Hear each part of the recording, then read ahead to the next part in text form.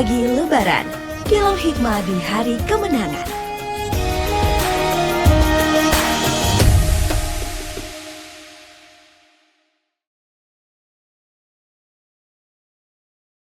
Assalamualaikum warahmatullahi wabarakatuh. Selamat pagi pendengar dan pemirsa RRI Sumeneb.net. Senang sekali saya bisa hadir menjumpai Anda kembali di Mutiara Pagi Lebaran edisi pagi hari ini. Pendengar dan pemirsa RRI Sumeneb.net, pasca Lebaran seringkali dompet menipis dan keinginan tak terbatas. Nah, Islam menawarkan solusi melalui qanaah, yaitu sikap cukup dan juga bijak. Lalu bagaimana fikih memandang pemulihan finansial setelah Ramadan? Nah, nanti juga kita akan membahasnya ya bersama Ustazah Dina Nur Wulandari. Selamat pagi, Assalamualaikum Ustazah. Waalaikumsalam warahmatullahi taala wabarakatuh. Apa kabar Ustazah? Alhamdulillah baik. Opor masih ada di rumah? Sudah mau habis? Mau ya, Alhamdulillah. udah mau habis nih pemirsa. Tahu gitu kita main di Lebaran hari kedua ya. Oh, boleh. Iya Tahun depan, Ustazah, Mbak, tahun depan. Insya Allah mudah-mudahan kita Amin. nyampe ya ke tahun Amin, depan. amin. Ustazah, tentang fikih pemulihan dompet gaya hidup qanaah pasca Lebaran ini seperti apa Ustazah? Monggo silakan. Baik. Bismillahirrahmanirrahim. Assalamualaikum warahmatullahi taala wabarakatuh. Bismillahi masyaallah la yasuqul khaira illallah. Bismillahi masyaallah la yasrifus su'a illallah. Bismillahi masyaallah ma kana min ni'matin faminallah. Bismillahi masyaallah la haula wala quwata illa billahil aliyyil azim. Rabbi shrah li sadri wa yassir li amri wahlul 'uqdatam min lisan yafqahu qawli amma ba'du.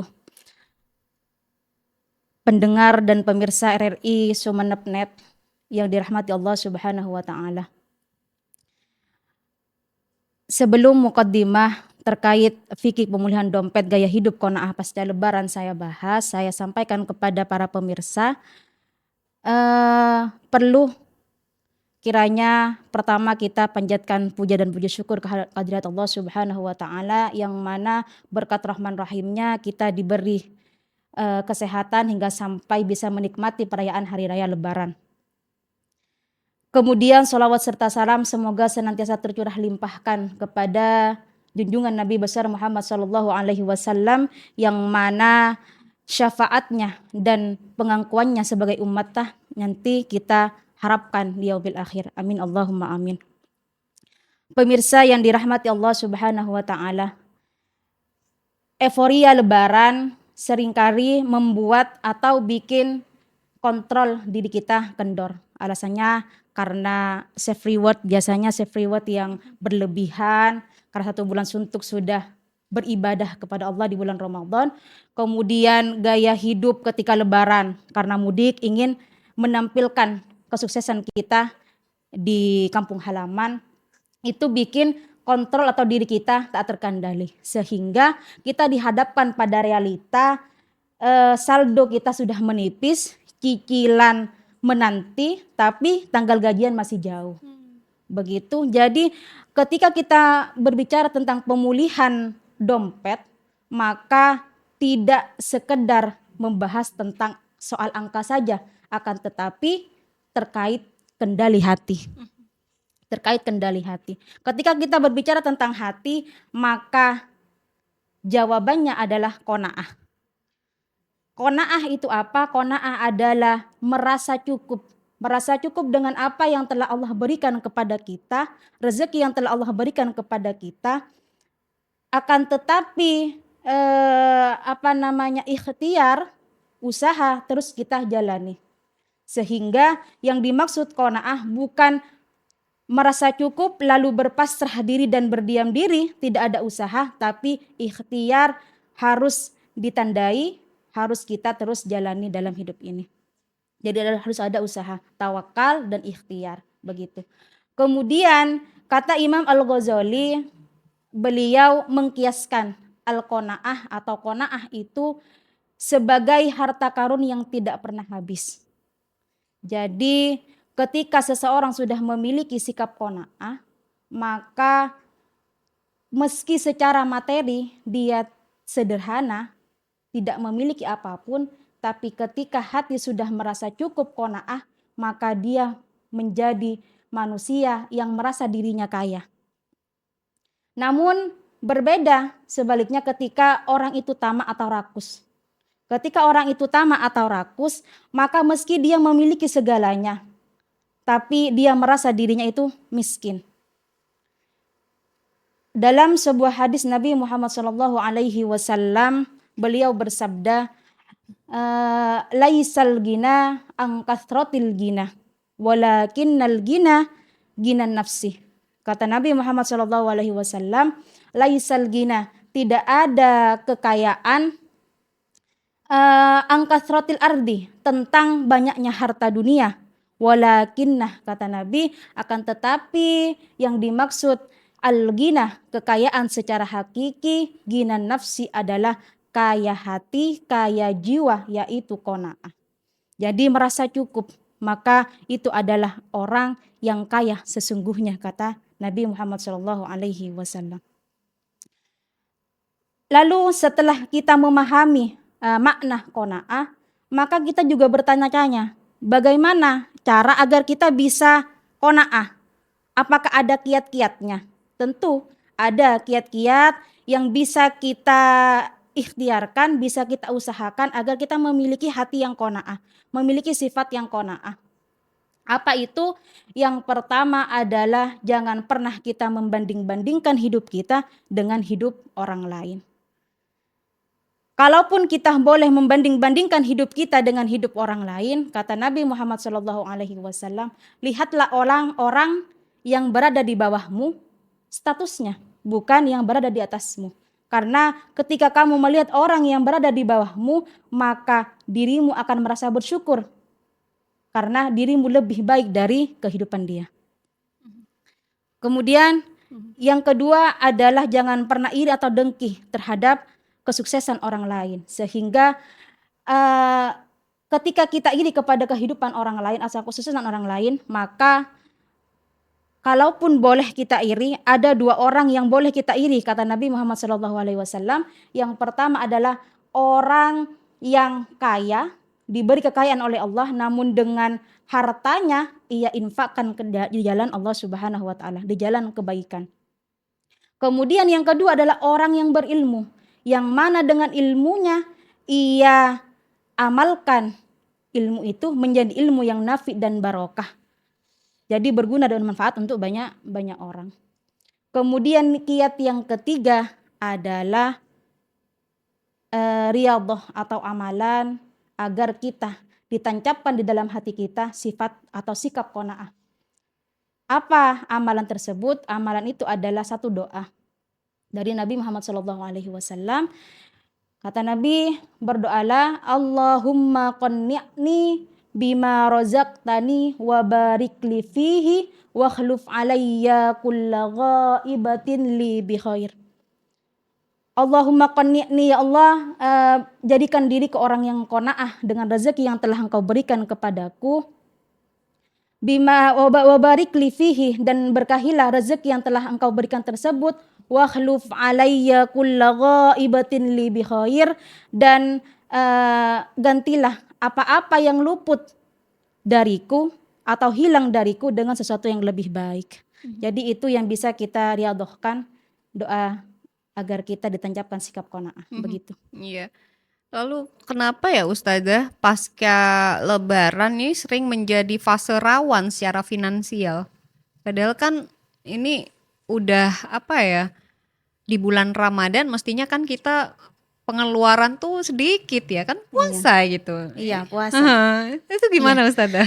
Karena memang itu Mbak, namanya gimana ya?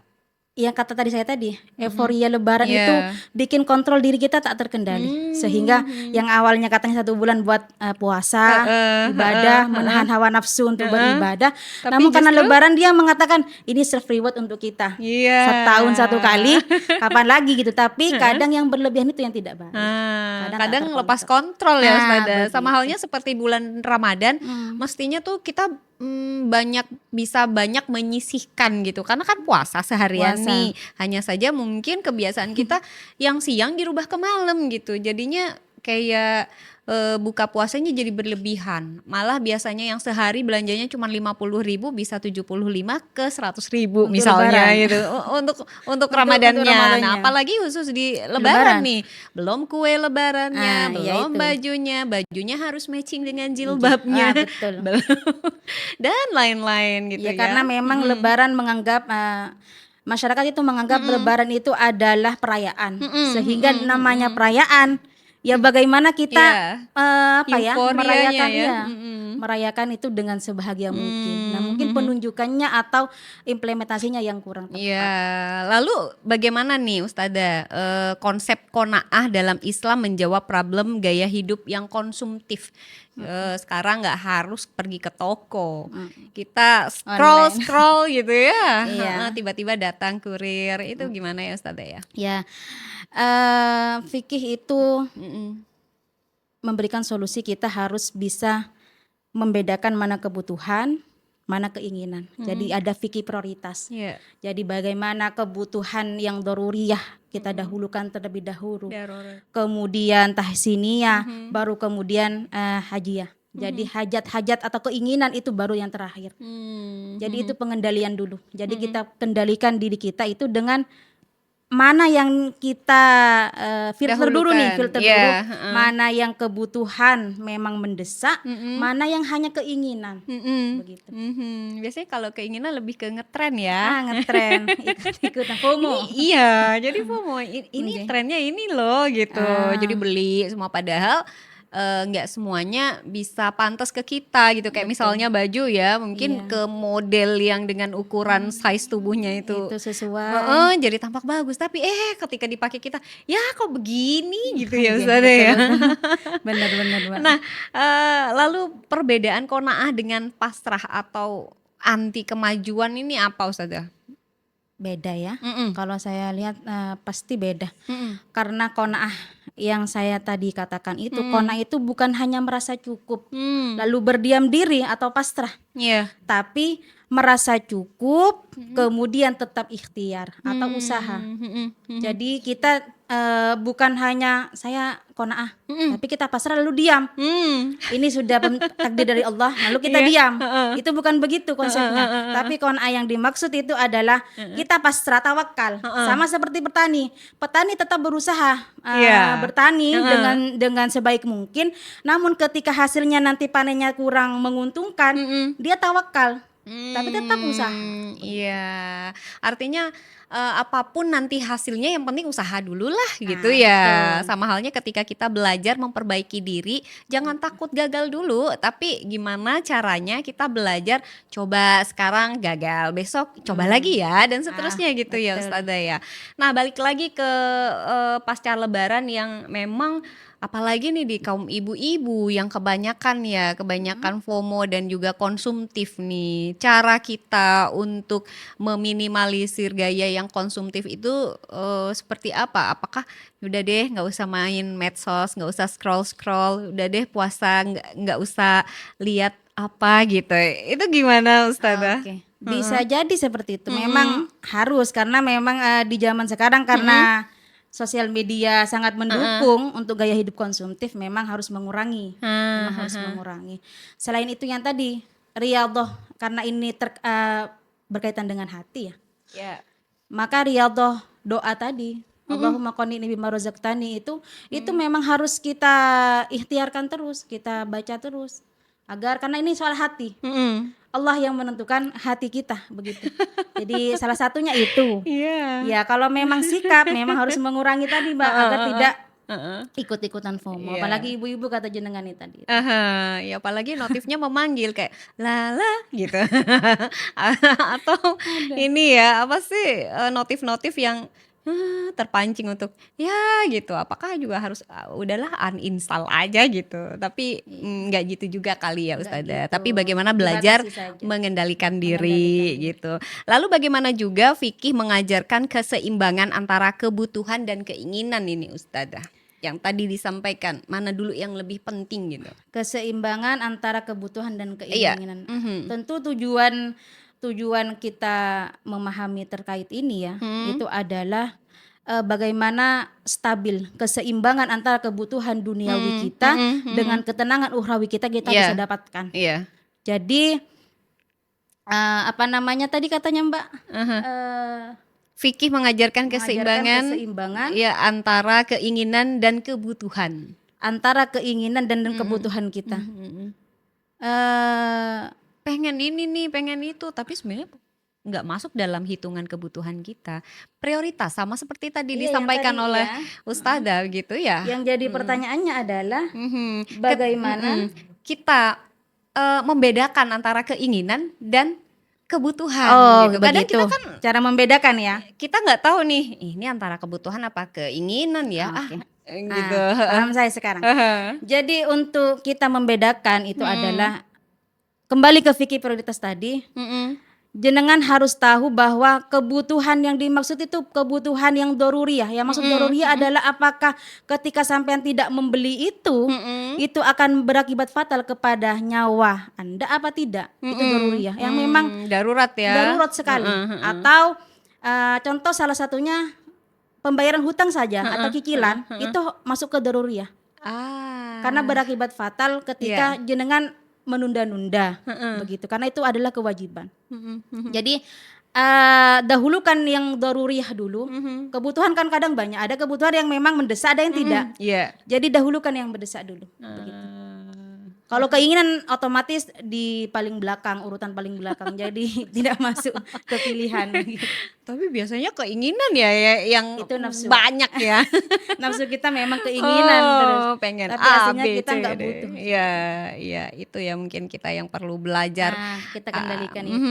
Mapping istilahnya ya, mana ini kebutuhan, ini keinginan gitu. Ya, kebutuhan dulu lah yang urgen gitu ya. Betul. Apalagi ketika lebaran itu perlu kita memang budgetin tuh kasih catatan untuk apa THR harus ada memang harus ada apanya tempatnya untuk THR berapa untuk baju berapa untuk keperluan dapur berapa untuk lebaran memang harus kita mapping kata jenengan tadi harus kita peta-peta dulu agar tidak boncos di kemudian hari. hari. Dan perlu nggak sih Ustadzah kita juga menerapkan pola hitung-hitungan gitu, neraca ini pengeluaran, pemasukan sedetail itu untuk menghindari yang tadi itu. Kalau perlu sih perlu. Kalau perlu, tapi kadang kita tidak sempat untuk membuat neraca seperti itu ya. Sekarang ada ibu-ibu. mutasi ya, ada mutasi. Iya. Tapi kadang meskipun ada mutasi, Mbak, kita tidak akan sempat untuk mengontrol itu. Begitu. Iya. Baik Ustadzah, yang terakhir nih Ustadzah, apa langkah praktis untuk menerapkan qanaah itu sendiri agar hidup lebih tenang dan juga berkah dari segala hal tentu saja, baik kebutuhan, keinginan, dari hal yang kecil lah cara kita belajar untuk qanaah. Syukur. Jadi apa yang ada pada diri kita saat ini syukuri. Jadi cukup syukuri dulu, alhamdulillah dengan apa yang kita miliki saat ini. Kalau saldo kita sudah habis di setelah lebaran, syukuri dulu. Yang pertama tenang. Syukuri dengan ketenangan bahwa ya mau bagaimana lagi, ini sudah habis. Kemudian baru langkah kedua adalah pengendalian. Jangan harus bisa mengendalikan mana kebutuhan, mana keinginan. Kemudian setelah itu adalah ketenangan. Karena dompet yang sehat itu adalah, katanya dompet yang sehat itu adalah hati yang tenang. Jadi kalau dompet sehat tapi hatinya tidak tenang, sama saja tidak tenang atau dompet kita sekarat. Jadi kunci memang ada di hati. Iya. Pandai bersyukur ya. Segala Iya, sesuatunya syukur. sebenarnya kita Hal punya. terkecil syukur. Segala sesuatunya kita punya. Hanya saja kadang kita kurang pandai bersyukur. Kurang pandai. Pengen baju yang modelnya gamis gitu. Kalau misalnya kita coba cek di lemari ada kok Ada gitu. kok Hanya gamis. warnanya mungkin yang berbeda, modelnya juga berbeda, tapi sama kok Anjay. gamis. Itu lagi ya, tinggal bagaimana kita tadi yang disampaikan oleh Ustazah, pandai bersyukur. Dan pendengar serta pemirsa RRI Sumeneb.net, semoga qanaah menjadi gaya hidup, bukan sekedar wacana saja, karena dengan rasa cukup, hati menjadi lapang dan juga rezeki terasa berkah.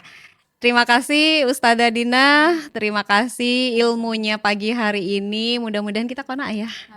Amin, amin, dan pandai bersyukur. Amin. Saya Diana undur diri. Wassalamualaikum warahmatullahi wabarakatuh. Waalaikumsalam warahmatullahi taala wabarakatuh.